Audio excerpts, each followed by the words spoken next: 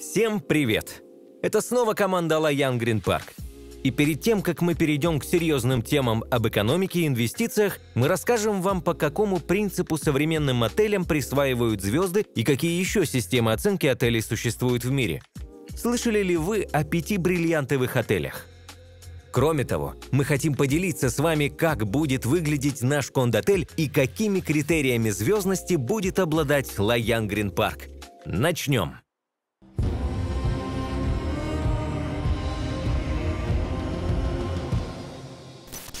Звездная классификация гостиниц приобрела наибольшую популярность в мире и нередко выступает эталоном оценки. Стандарты оценки отелей были приняты в 1989 году Всемирной туристической организацией.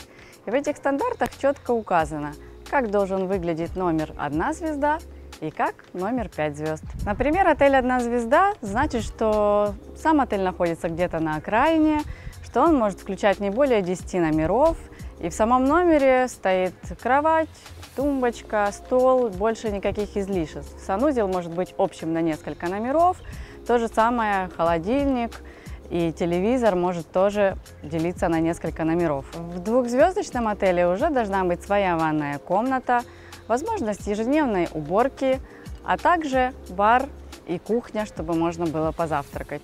В трехзвездочных отелях уже добавляется мини-бар, холодильник. В самом отеле должна быть более развитая инфраструктура. Тренажерный зал, бассейн, обмен валют. А комнаты в таких отелях уже бывают разных категорий. Одноместные, двухместные, семейные и так далее. Четырехзвездочные отели – это уже отели высокого класса. Здесь, помимо всего того, что вы найдете в трехзвездочном, есть более укомплектованные номера, разные категории номеров, то есть одноместные, двухместные, семейные, могут быть даже апартаменты. Наполнение номера должно включать в себя уже фен, холодильник, банные принадлежности, халаты, все для вашего удобства. А сама инфраструктура отеля может начислять несколько баров, ресторанов, спа и хороший спектр услуг. 5 звезд – это класс люкс. Сервис здесь на высоте. Предоставляется обширный спектр услуг, включая эксклюзивные. Личная горничная, игра в гольф, например, вертолетная площадка и все, что вы пожелаете. Ну и главная локация. Локация у такого отеля, если мы говорим о курорте, должна быть на первой линии, а площадь номера не менее 36 квадратных метров. Однако звезды скорее говорят не о качестве сервиса в отеле, а об общем его соответствии определенным стандартам и параметрам. И данные стандарты и параметры очень сильно отличаются в каждой стране, и какой-то единой системы не существует. Например, в Арабских Эмиратах есть 7-звездочный отель Бурдж Аль-Араб. Он построен в 1999 году, и услуги, оказываемые там, намного превосходят любой 5-звездочный отель. И, кстати, минимальная площадь номера 170 квадратных метров. Но нужно понимать, что 7 звезд – это, скорее всего, маркетинговый ход, чтобы подчеркнуть эксклюзивность данного заведения и богатую обстановку. Еще интересна система алмазов. В 1958 году Автомобильная ассоциация Соединенных Штатов внедрила собственную систему оценки отелей в США, Канаде, Мексике и странах Карибского бассейна. Количество алмазов здесь такое же 5, как и звезд, и в этой системе участвуют более 30 тысяч отелей. Есть еще бальная система, она популярна в Индии и некоторых странах Южной Азии. Здесь получается 1 звезда – это 100 баллов, а 290 баллов – это отель уровня 5 звезд. В целом, система звездности отелей помогает ориентироваться, на какой уровень туристы могут рассчитывать. На получение звезд влияет не только количество номеров и их оснащение. Очень важно, что располагается на территории и какую инфраструктуру предлагает отель. Более 40% от общей строительной площади у нас занимает инфраструктура. И если сравнивать это с другими проектами, то здесь мы значительно выигрываем.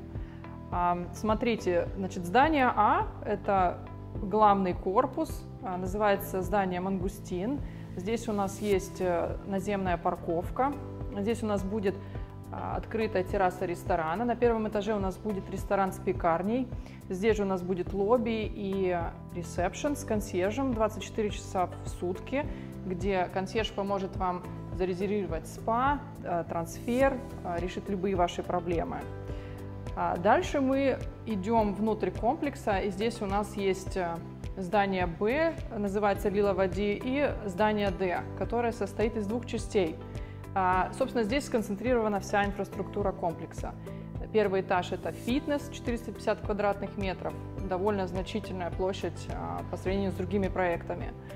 Ресторан, и на втором этаже у нас спа, на третьем этаже у нас скай-бар, ну и, собственно, центральный бассейн 327 метров с детским бассейном. И, если вы обратите внимание, у нас есть еще два бассейна, один возле здания С, 130 квадратных метров, и возле 6 квартир дуплексов, 120 квадратных метров. Часть дуплексов, она так отделена от других зданий. Это двухэтажные квартиры повышенной комфортности. Это для тех, кто хочет уют, спокойствие, ну и, собственно, некую отдаленность от загруженных других зданий. А парковка подземная у нас находится под зданием Б и под бассейном. Всего около 80 парковочных мест. На что стоит обратить внимание? На то, что мы фокусируемся на детской инфраструктуре и на спортивной инфраструктуре. Детская инфраструктура – кондиционированный детский клуб с огромной детской площадкой, более 300 метров. Спортивная составляющая. У нас есть открытая спортивная площадка в районе 400 квадратных метров.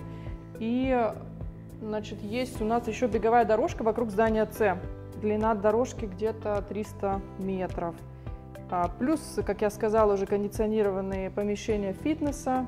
И плюс открытая площадка для йоги возле здания С. Вот здесь, возле главного входа. Я думаю, что ни один проект на острове не может сравниться по масштабу инфраструктуры с нашим проектом. Еще чем мы отличаемся, да, от других проектов?